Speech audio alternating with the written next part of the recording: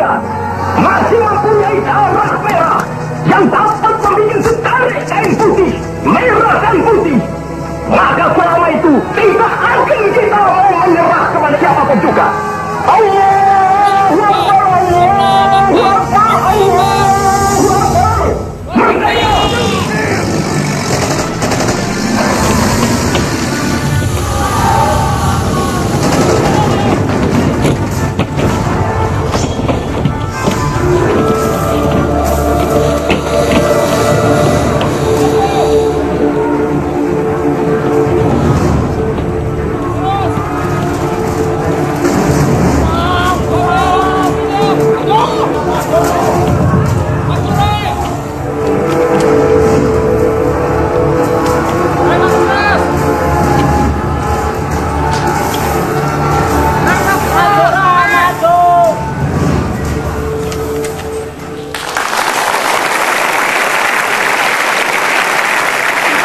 Ya, baru saja kita saksikan pertempuran 10 November 1945 di Surabaya.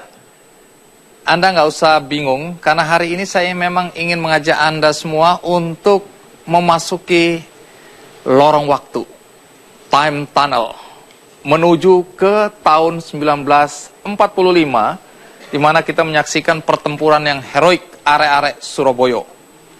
Dan hari ini juga saya ingin mengajak Anda memasuki lorong waktu yang sama. Di sana kita akan bertemu dengan beberapa superhero. Siapa dia? Ini superhero atau jawara adidaya Indonesia, Garuda. Baik, bayangkan saat ini kita berada di tahun 1945. Kita panggil M. Suyanto. Apa kabar, Pak Suyanto? Silakan duduk. Terima kasih Ya, sudah sama-sama, hadir. Pak. Ya. Iya. Baik, menarik karena saya dengar Anda salah satu konseptor dan juga produser di balik sebuah film animasi yang berkisah tentang aksi heroik arek-arek Surabaya pada tanggal 10 November 1945. Dan Anda memberi judul film Anda ini Battle of Surabaya. Iya, betul sekali. Kabarnya film ini meraih banyak sekali penghargaan. Iya. Boleh tahu penghargaan apa saja? Saya akan sebutkan, yaitu trailer kita Iya. di California menang sebagai winner People Choice Award.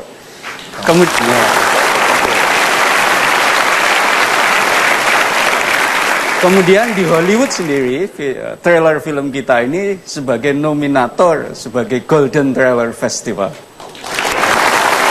Jadi baru trailernya aja udah menang beberapa penghargaan. Apalagi? Kalau yang di nasional kan sudah biasa, jadi yang internasional saja. Mulai sombong.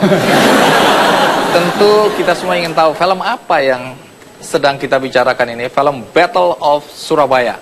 Sebelum kita lanjutkan, bagaimana kalau kita ngintip sedikit ya? Boleh. Trailer dari film Battle of Surabaya. Ini dia cuplikannya.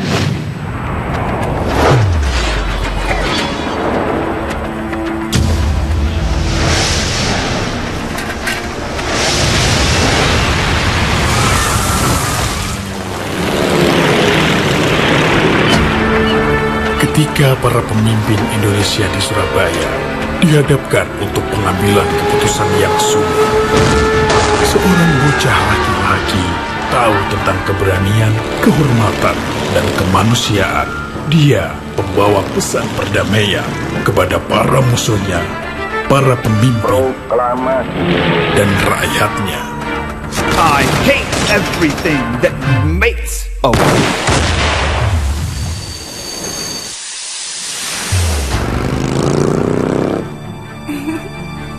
Tapi saya tidak berani. Hanya kamu, Musa. Saya percaya kamu. Kamu cuma anak kecil. Bocah kurir. Where is the code? Kadang kita gagal untuk tahu keberhasilan. Kita takut untuk melihat keberanian. Semua itu untuk melihat yang kamu percayai sebagai sebuah keyakinan.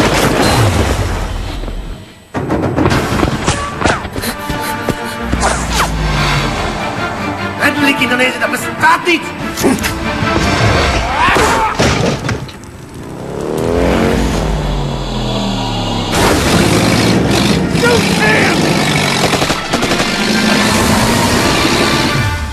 Selama banteng-banteng Indonesia masih mempunyai darah merah yang dapat membuat setarik kain putih, merah dan putih, maka selama itu tidak akan kita mau menyerah kepada siapapun juga. Allahu Akbar, Allahu Akbar, Allahu Akbar. Merdeka!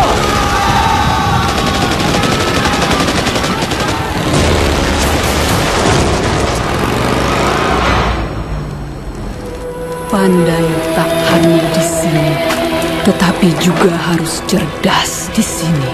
Tidak ada kemenangan dalam perang.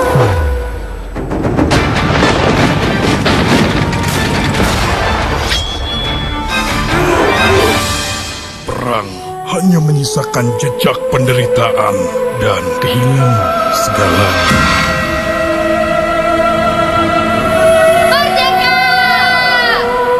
Battle of Surabaya.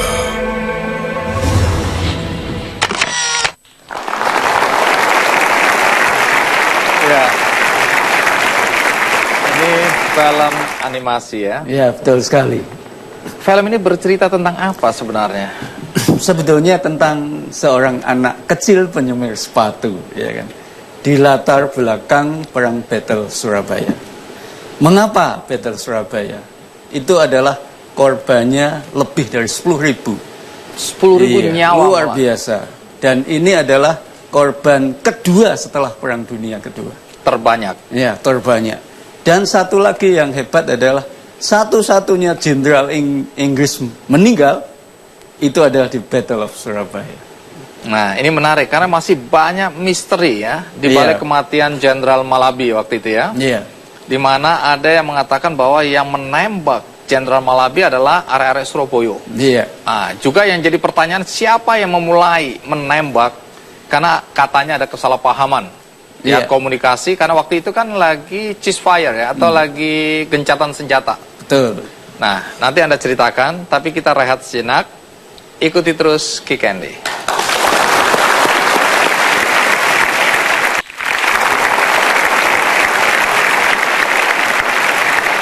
Pak Suyanto, sebelum saya tanya soal proses pembuatan film animasi ini, saya tertarik pada ceritanya. Iya. Nah, ini kan pertempuran antara arek-arek Surabaya melawan tentara sekutu 10 November 1945. Iya. Masih banyak versi mengenai pertempuran ini. Iya. Tapi kalau versi film Anda ini, apa sebenarnya yang terjadi pada 10 November 1945? Iya. Memang kalau versi film kita, sebetulnya kan ini film fiksi, tapi dibalik latar belakang Battle of Surabaya. Film ini adalah tentang Musa. Sebetulnya yang ingin kita sampaikan, lebih baik saya katakan begitu, adalah supaya anak-anak kita mengenal pahlawan-pahlawan kita. Tetapi yang menjadi pahlawan di film ini sebetulnya Musa ini. Intinya sebetulnya pahlawan itu adalah ego kita. Mulai dari aku. Nah, setelah aku pasti akan terjadi konflik. Maka perkembangan ego dari Musa inilah yang ingin kita sampaikan. Setelah itu keluargaku, ya kan? Setelah itu bangsaku. Setelah itu adalah perdamaian dunia, rahmatan lil alamin. Itulah orang Indonesia yang ingin saya sampaikan kepada dunia melalui film ini. Melalui film ini. Karena ini film animasi, apakah ada sutradaranya? Ada orang-orang di balik layar ini selain Anda? Oh ya, jelas. Sutradaranya Pak Arianto Juniawan. Apa yang mau disutradarai? Wong ini tinggal gambar.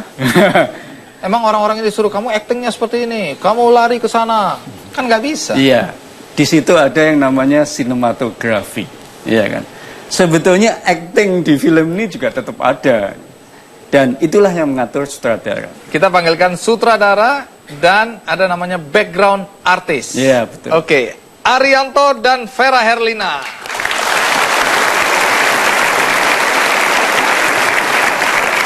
kalau kita bicara sutradara kan mengarahkan aktor-aktor. Betul. Kalau di film animasi ini apa ya peran Anda?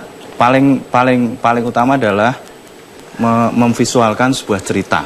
Itu aja. Intinya itu. Oke. Kalau gerak, kemudian mimik apa segala macam, itu Anda yang mulai membayangkan apa yang harus terjadi di film ini, begitu? Semuanya. Jadi semua yang beraspek visual, cerita, storytelling. Ibaratnya di sini kita menceritakan storytelling seperti pendongeng diwujudkan dalam bentuk visual. Kayak gitu. Itu peran sutradara di situ. Oh, jadi ada ya perannya ya? Iya, ada. Berapa orang yang terlibat dalam pembuatan film ini? Semuanya sekitar 170 orang untuk MSW Pictures. Khusus yang Battle Surabaya sekitar 90-100 orang. Baik, tadi kalau disebutkan bahwa ada Musa sebagai tokoh utama, lalu tokoh lainnya siapa ya? Tokoh yang lain ada Danu, ada Yumna. Siapa Danu, siapa Yumna? Oke. Musa adalah tokoh fiktif yang kita ciptakan di usia 14-15 tahun. Oke. Terus Yumna itu tokoh perempuan, juga tokoh fiktif kita ciptakan di usia 15-16 tahun. Kemudian ada tokoh Danu, itu kita ciptakan di usia 21 tahunan gitulah. Mengapa dipilih tokoh anak-anak? Bukan tokoh pemuda yang heroik, badannya besar gitu, bertato mungkin. Supaya setiap anak, oh saya bisa menjadi Musa. Kalau sudah rahmatan lil alamin, punya manfaat untuk semua orang. Itulah bahasa kita adalah yang disebut dengan pahlawan. Ya.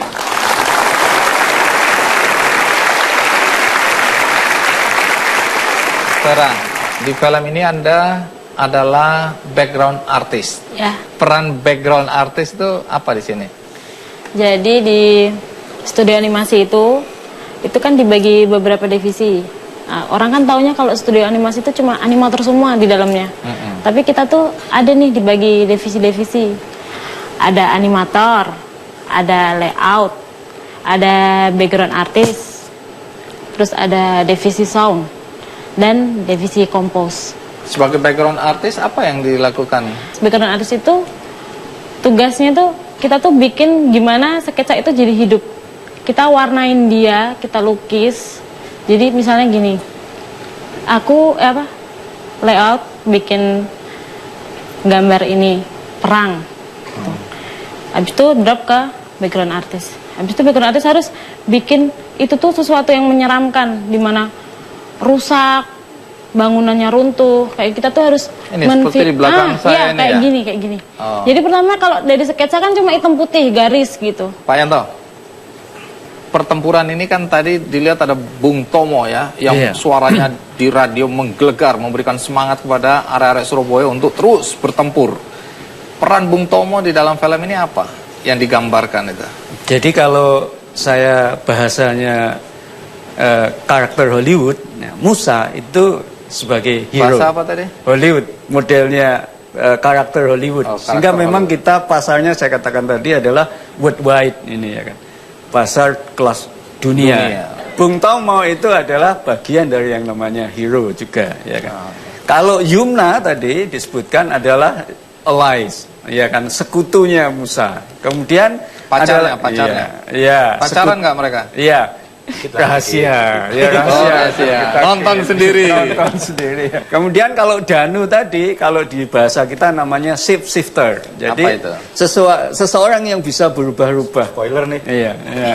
Sedikit. Nah, tapi nanti ini nggak boleh. Nggak boleh. Oh, dimarahin sutradara. Kemudian ada tokoh-tokoh lain yang bisa menyebabkan Musa itu berpetualang, diawali oleh Kapten Yoshimura. Nah, itu adalah kita sebut sebagai herald kalau dalam bahasa film kita. Kemudian ada lagi tokoh yang luar biasa yang sebagai pelawaknya, ya kan. Nah, itu berfungsi